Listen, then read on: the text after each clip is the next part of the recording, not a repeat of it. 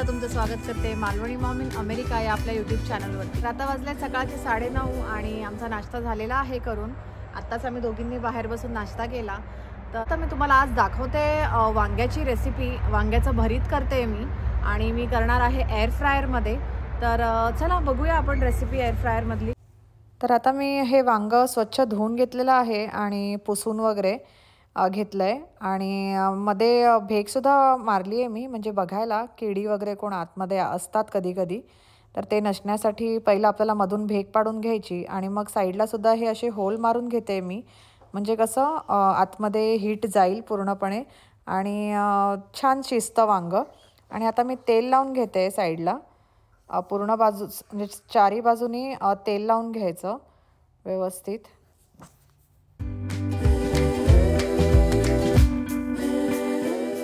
आता मी एअर फ्रायरमध्ये ठेवते ह्याला। तर हे बघा आतून असं दिसतं हे एअर फ्रायर, त्याच्यावरती ठेवायचं आणि आता मी सेटिंग आणि तुम्हाला मी फीचर्स दाखवते याच्यावरती काय आहेत ते।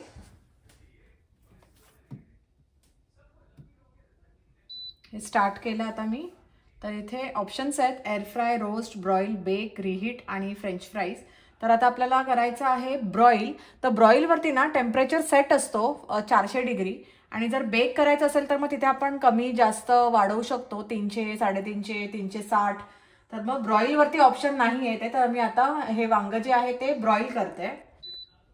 एअर फ्राय आलं तर एअर फ्रायवरती, पण आपल्याला करायचं आहे रोस्ट पण नाही, ब्रॉईल। आता ब्रॉईलवरती सिलेक्ट झालेलं आहे। टाइम काय पाहिजे, तर टाइम पाहिजे मला 13 मिनिटं, 13 ते 14 करू। चला 14 वरती मी केलंय ब्रॉईल आणि 400 डिग्रीवरती होणार आहे। तर आता स्टार्ट। तर आता हे स्टार्ट झालं। ही बेलाची मशीन आहे एअर फ्रायरची। तर हे सुद्धा आम्ही 2021 मध्ये घेतलेलं। मी म्हणाले होते ना तुम्हाला, फ्रीज आणि वॉशर ड्रायर घेतलेला आम्ही तेव्हाच। हे नंतर हा टोस्टर, एग मेकर हे सगळं आम्ही एकत्रच घेतलेलं। तर तेव्हापासून आज म्हणजे वापरते मी, 2-3 वर्ष झाली आणि छान होतात ह्याच्यात रेसिपीज। म्हणजे आपण चिकन फ्राय सुद्धा करते मी आश्वीसाठी, नगेट्स बनवतो आपण, ते सुद्धा ह्याच्यामध्ये बेक छान होतात। कमी तेलाचा वापर होतो, नंतर आपला टाइम सुद्धा वाचतो। तर ऍक्च्युली हे जे वांग आहे ते आमच्या इंडक्शनच्या गॅसवरती मी करू नाही शकत, म्हणून मी आधी आम्ही जेव्हा अपार्टमेंटमध्ये राहायचो तेव्हा मी खाली ओव्हनमध्ये करायचे। पण ओव्हनमध्ये सुद्धा आधी ते प्रीहीट करावा लागतो ओव्हन आणि मग थोडा टाइम जातो। पण ह्याच्यामध्ये 12 मिनिटं हे लावलं की मग मी टोमॅटो कांदा वगैरे चिरून घेते, तोपर्यंत हे होतं।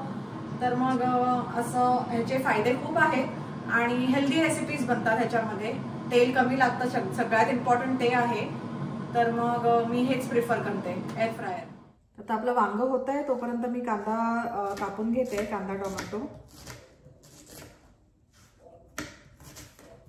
आणि ह्याची साईज जी असते ना, म्हणजे आता हे आमचं आहे 8 क्वार्ट्सचं, तर तसं 5, 3 नंतर 12 क्वार्ट्सचं सुद्धा मिळतं। तर साईज आपल्यावरती, आपल्याला जसं पाहिजे तसं आपण घेऊ शकतो।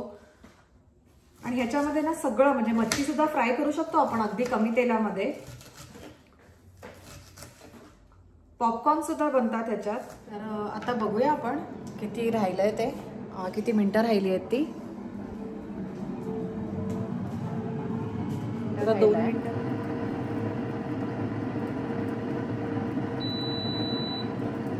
झालं। आता आपण बघूया।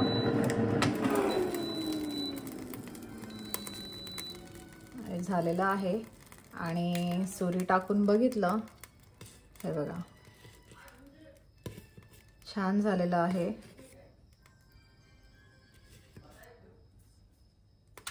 इथे मी आता कांदा, टोमॅटो, मिरची, कोथिंबीर आणि कढीपत्ता कापून ठेवलेला आहे।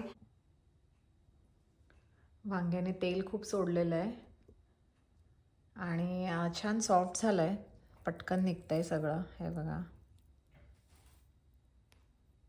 आधी मी हे सालं काढून घेते वांग्याची।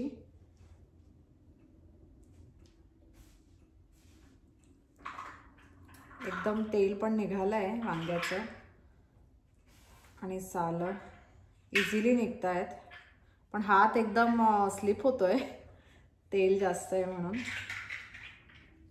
हे बघा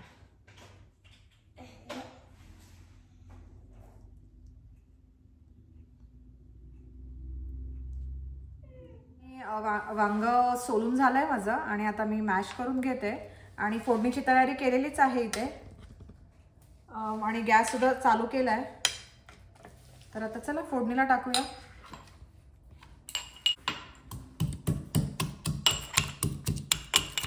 लसूण ठेचते जरा. तर मी मोहरी टाकते. मोहरी, जिरं, कढीपत्ता,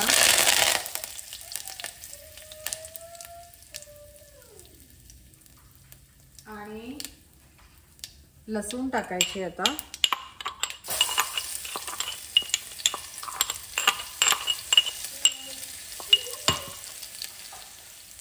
आता टाकते मिरची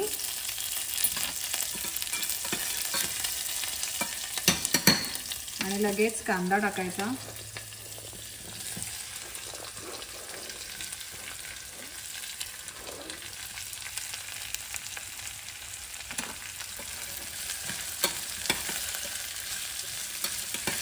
कांदा चांगला परतून घ्यायचा आणि मी थोडंसं आलं लसूण पेस्ट पण टाकते याच्यामध्ये. ॲक्च्युली लसूण टाकली आहे मी, पण मला आवडतं टाकायला आलं लसूण पेस्ट, म्हणून थोडीशी आलं लसूण पेस्ट टाकणार थोडा कांदा शिजल्यानंतर. कांदा चांगला आपला फ्राय होतोय. मी स्लो गॅसवरती ठेवला आहे. तर इथे आश्वी मस्त खेळते आणि तिला मी ही सँड ना, जेव्हा पण मी काम करते ना तेव्हा तिला मी ही सँड देते खेळायला. आणि साशा मागे बसलाय तिला बघत. आशाने आलं लसूण पेस्ट टाकली थोडी आणि ती सुद्धा चांगली फ्राय होऊन द्यायची.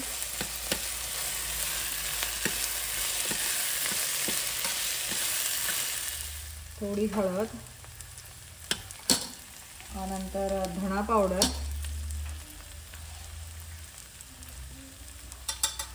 थोडा मसाला संपला याच्यातला.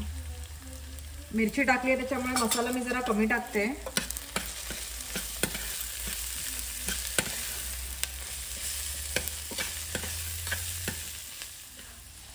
आता टाकते थोडं मीठ चवीप्रमाणे. टोमॅटो टाकूया. टोमॅटो पण जरा स्लो गॅसवरती शिजवायचा चांगला. जराशी पेस्ट झाली तर जरा चांगलं वाटतं.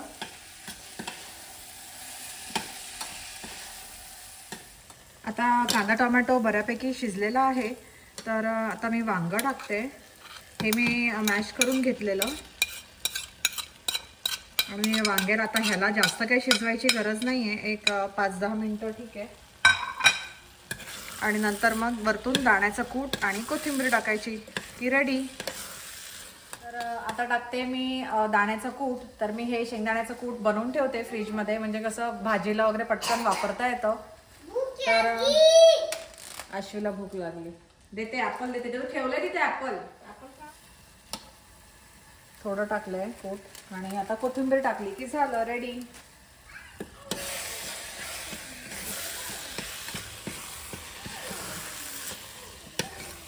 छान मस्त वास नाही बोलू शकत, सुगंध आलाय येतोय आणि मला खूप आवडतं. संदीपला एवढं नाही. संदीपला भरलं वांग आवडतं. भरीत नाही खात जास्त तो आवडीने.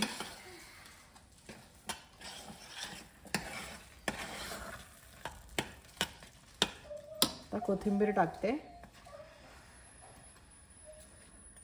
कोथिंबीर मी कैचीने कापते. सुरीने ते सगळं हाताला चिटकतं तर ते मला नाही आवडत. पण कोथिंबीर ह्याच्याने कैचीने पटकन होतं.